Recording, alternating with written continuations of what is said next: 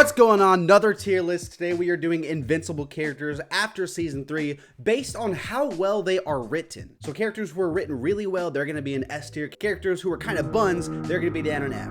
Let's do it. I'm not going to go quite in depth as I did for my Cobra Kai one, but I'm still going to touch on each character at least a little bit. And I'm leaving out like random characters, so don't expect like, you know, Mark's manager from his little pizza place in Season 1.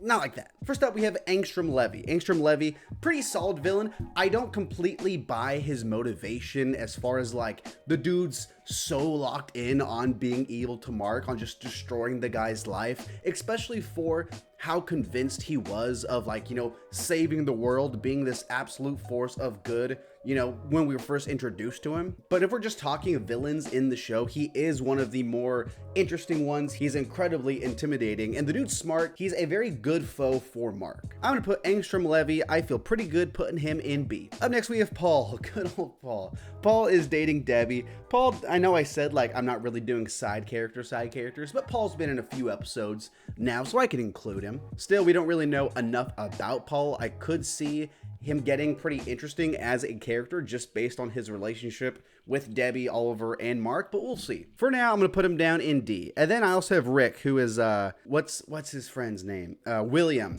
Rick is kind of William's boy toy. We're putting him in D. He's got some interesting aspects to him, just on the fact that, you know, he's a robot. Up next, we have Multi-Paul. We don't really know that much about him. He still has been in a few episodes. Multi-Paul, I'll put him, you know, he's fine for what he does. I'll put him in D as well. Then we have Black Samson. Black Samson, I think, kind of a uninteresting character, if we're being honest, as far as like, you know, the Guardians of the Globes and the people associated with that team.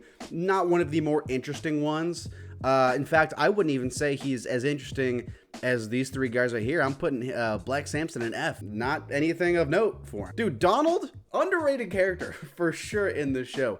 Donald is a character who is introduced as kind of just Cecil's like goon, kind of just Cecil's like, you know, his lab rat, but he has some complexities to him. Once we find out that he himself is one of these robots, kind of just because Cecil needs him to be alive, and his own struggle with that, great stuff. And the fact he was willing to blow himself up to try to kill Omni-Man in Season 1. The dude's got balls. You gotta give him that. I'm gonna put Donald also in B, dude. In fact, I think I like him more than Angstrom Levy. Just saying. Up next, we have Rudy. In fact, I'm gonna put Rudy and Robot kind of in the same category.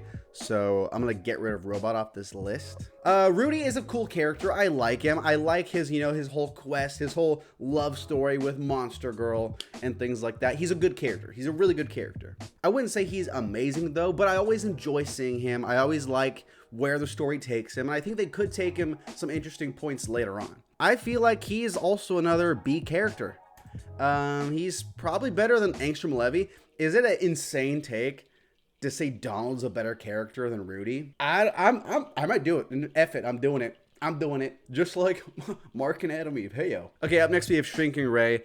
Honestly, Shrinking Ray, one of the other uninteresting characters. She got some more depth this last season, wanting to retire, her relationship with Rex. Aside from that, again, I'm kind of struggling. Hey, this is an honest list. This is an honest, brutally honest list, okay? Don't hate the player, hate the game. Up next, we have Monster Girl. Monster Girl, I like her. She's more interesting than the D tiers for sure. She's a good C tier for me. The whole concept of her powers and the whole fact that she's getting younger, it adds a good thing for her to deal with and struggle with, and I like her relationship with Rudy. It's pretty good. Alan the Alien is great. I don't think we've seen enough of him, I will say, so I'll put him in B. I'll put him right in the middle of Angstrom and Rudy. I think he's great. He's a likable guy. He's a fun character. I just don't think we've seen enough of him yet. We'll see. I feel like I'm gonna get flack for that one in the comments, but we'll see. Up next is the Immortal, dude. Immortal, here's the thing. Is Immortal an annoying character? Yes. Is the Immortal just a really boring character? Yes. I don't think I'm going to put him in F just because we have gotten a few moments of like intrigue with Immortal, especially in season 3, like that multiverse Immortal. Sure, that's like a different version of him, but I like the implications of the struggles that this character could go through and that he does go through, especially in season 1, surviving Nolan. So at the end of the day, I'm not going to put him in F. I'm going to put him in D tier. Duplicate, she's going to be in a C tier character, better than the D tiers, but again, I don't particularly find her interesting. Titan is more interesting. Titan, I'm going to put in C. I like Titan when he shows up. Again, not in the show a whole lot, but will I say he's more complex than everyone in D tier? Yeah, I like that a lot, especially with, the character keeps pushing forward. He has his family. He's in charge of, this organization now. I like that. Then we have Conquest, dude. Conquest, I'm going to put in B tier just before Donald. The Conquest, it's pretty amazing what he accomplished with one episode. I think that the show did a really good thing adding, this aspect of this loneliness to him. Everyone's scared of him. I really enjoy that. I thought Jeffrey Dean Morgan was great, and as far as how intimidating and just scary, terrifying he is, they did a fantastic job. So yeah, I like him in B tier. Okay, after that, I have Shapesmith. Shapesmith, kind of just a background, kind of goofball character. I think he's fine in D tier. In fact, I would put him probably above Rick. Yeah, under Paul though. Shapesmith's kind of just Ben Schwartz for me, and it's like, look at that. That's funny. General Craig, we haven't seen enough, but I wouldn't say he's a particularly bad character. I think he has potential. I'll put him in D. William himself. William's fine. William doesn't really add a whole lot to the show, especially now in season 3. He was a lot more of a factor in the beginning of the show, so I like him in C. Thaddeus, I'm also going to skip. We haven't gotten enough of him. The Mauler twins are good. The Mauler twins are fun villain characters. I like them. They're not up. Dude, they might be in B, at the very bottom of B. They're fun villains, and as far as like being well written, they're not like the most complex, but as far as accomplishing their goal, they're great at serving their purpose in the show. Cecil is an amazing character. In fact, some people might call this a hot take. On the right day, I might put Cecil in S. Right now, I like him in A. So I'm going to put Cecil in A. Especially with some of the backstory we got in this last season. I love this guy. One of my favorite characters. Debbie Grayson. Debbie Grayson is easily an S tier character. Sandra Oh is great. All of the complexities in Debbie have just gotten crazier after Omni-Man left Earth in season 1, balancing her relationship with now Oliver and Mark and Paul, and still Omni-Man as distant as he is. She's a phenomenal character, one of the show's best. Okay, and then we have Bulletproof. I think Bulletproof is another boring character. I'm gonna put him in F. Betsy Wilkins. Honestly, hot take, I don't think Eve's parents are too well written. I don't particularly like them, especially her dad. I think he's a little too like comedically racist against superheroes. Don't really enjoy that. Anissa is kind of just like, at the end of the day, stock Viltrumite. So I'll put her also in D with Craig. Adam Eve, this is a big one. Adam Eve's a big one. Adam Eve, obviously an amazing character. Looking at where we are, I think I'd put her in A though. Especially, don't get me wrong, season 3 Adam Eve, she's skyrocketing as far as like the best characters in the show. Battle Beast is pretty great. Again, we haven't seen him enough, so I'll put him in C, but I like his whole vibe. I like what his character like is. Andressa is Omni-Man's like ex-wife, right? I'll put her in D because she's cool. She's better than Immortal, yeah. Rexplode, dude. Rexplode, as far as how well they're written,